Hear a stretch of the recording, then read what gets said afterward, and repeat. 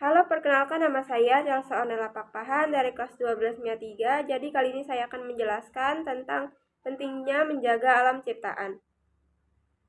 Baiklah, hal-hal yang akan kita bahas yang pertama yaitu ada permasalahan mengenai alam ciptaan pada zaman sekarang.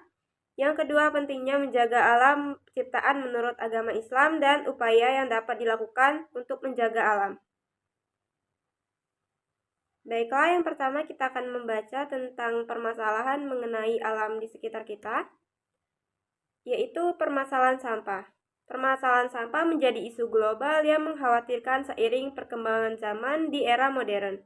Gaya hidup modernitas membuat penggunaan plastik semakin meningkat. Namun, pemakaian produk plastik yang semakin bertambah ini tidak dibarengi dengan manajemen pengelolaan sampah plastik yang sesuai. Akibatnya, kondisi ini memperburuk jumlah sampah plastik di dunia. Sifat sampah plastik tidak mudah terurai. Proses pengelolaannya menimbulkan toksik dan bersifat karsinogenik, yaitu butuh sampai ratusan tahun bila terurai secara alami. Dalam sebuah penelitian memprediksi 710 juta ton plastik akan mencemari lingkungan pada tahun 2040. Polusi plastik adalah masalah global. Plastik ditemukan di seluruh lautan, danau, sungai, tanah, sedimen, atmosfer, hingga biomasa hewan, imbas pertumbuhan industri, dan ekonomi yang mengabaikan limbah. Dari hasil penelitian itu, di tahun mendatang, anak cucu kita akan merasakan banyaknya tumpukan sampah plastik. Dan menurut data-data, ada 10 negara penghasil sampah plastik terbanyak di dunia. Dan Indonesia memasuki urutan kelima dengan 9,13 juta ton sampah plastik. Selanjutnya saya akan menjelaskan tentang pentingnya menjaga alam sekitar menurut agama Islam. Menjaga lingkungan dan kelestarian alam sangat penting bagi kelangsungan hidup manusia. Allah menciptakan alam semesta beserta isinya dilengkapi dengan hukum-hukum atau sunatullah, dan jika hukum-hukum tersebut dilanggar, maka alam akan hancur. Tujuan alam diciptakan adalah bukan untuk dirusak, dieksploitasi secara berlebihan, dicemari, atau bahkan dihancurkan.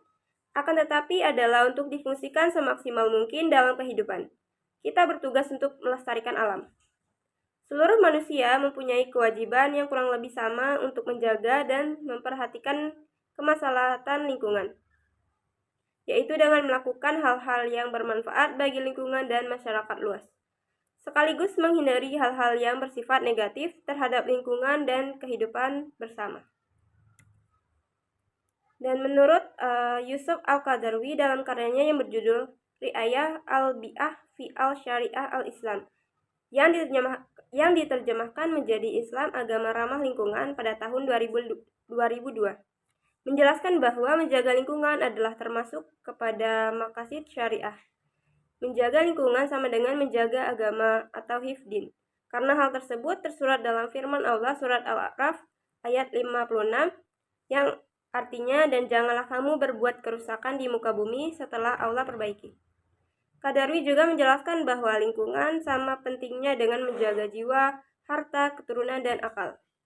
Tanpa alam yang bersih dan sehat, mencapai maqasid syariah yang 5 menjadi mustahil.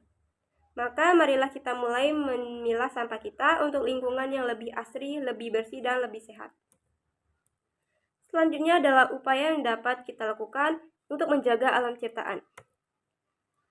Upaya yang dapat kita lakukan untuk menjaga keutuhan alam ciptaan yaitu dengan menggunakan prinsip-prinsip dikenal dengan nama 4R, yaitu mengurangi atau reduce, sebisa mungkin meminimalisasi barang atau material yang kita pergunakan. Semakin banyak kita menggunakan material, semakin banyak sampah yang dihasilkan. Yang kedua adalah menggunakan kembali atau reuse. Sebisa mungkin pilihlah barang-barang yang bisa dipakai kembali. Hindari pemakaian barang-barang yang sekali pakai. Yang ketiga adalah mendaur ulang atau recycle. Sebisa mungkin barang-barang yang sudah tidak berguna didaur ulang lagi. Namun tidak semua barang bisa didaur ulang. Tetapi saat ini sudah banyak industri tidak resmi dan industri rumah tangga yang memanfaatkan sampah menjadi barang lain. Dan yang terakhir yaitu mengganti atau replace. Teliti barang yang kita pakai sehari-hari. Gantilah barang-barang yang hanya bisa dipakai sekali dengan barang yang lebih tahan lama. Baiklah, selanjutnya saya akan membuat suatu produk yang menggunakan prinsip mendaur ulang atau recycle. Jadi produk yang saya gunakan yaitu botol plastik bekas dan akan saya ubah menjadi sebuah tempat pensil. Alat-alat yang akan kita gunakan yaitu botol, amplas, gunting, cat akrilik, palet, dan kuas.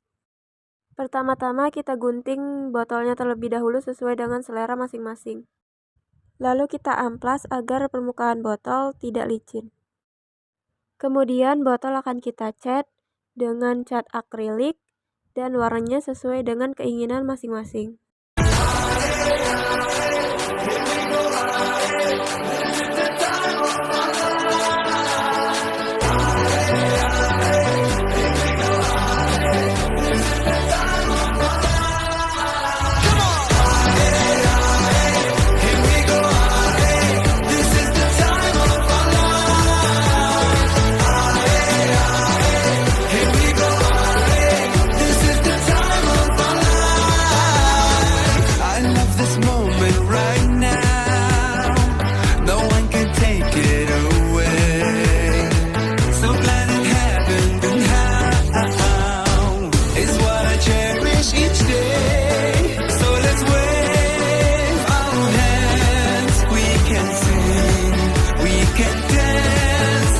Sekian dari presentasi saya kali ini. Apabila ada kesalahan, mohon dimaafkan. Sekian, terima kasih.